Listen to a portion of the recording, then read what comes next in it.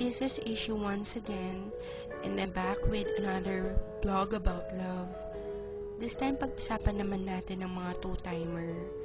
Before anything else, wala akong pinatatamaan dito ha. Ito yung kadalasan lang naman nangyayari. Reality kumbaga. Masarap mag two-time, di ba?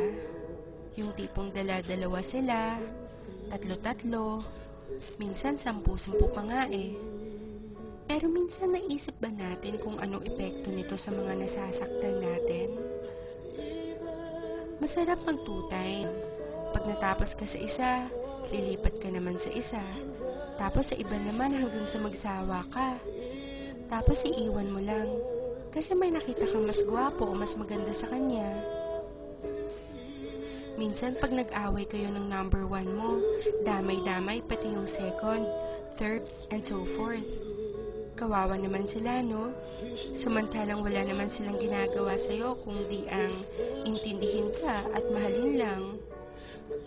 Bakit nga kaya masarap mag two-time? Kasi hindi ka marunong makontento sa kung anong meron ng girlfriend or boyfriend mo? Kasi meron mas better sa present mo?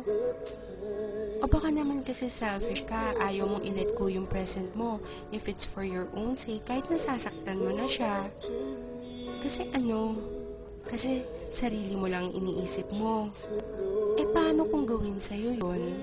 Sa tingin mo makakaya mo? Sa tingin mo okay lang sa'yo? Di ba masakit din? Tsaka, saka mo malalaman na mahal mo pala talaga siya pag may mahal na siyang iba. Pag hindi na ikaw ang mahal niya. Guys, masarap pagmahal at mahalin. Sana lang, marunong tayong makontento sa ibinigay sa atin. Tayo-tayo na nga lang ang nagkakaintindihan.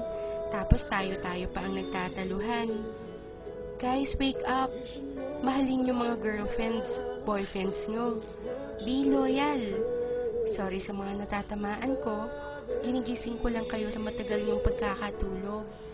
Baka kasi paggising nyo, wala na yung taong digmamahal sa inyo ng totoo.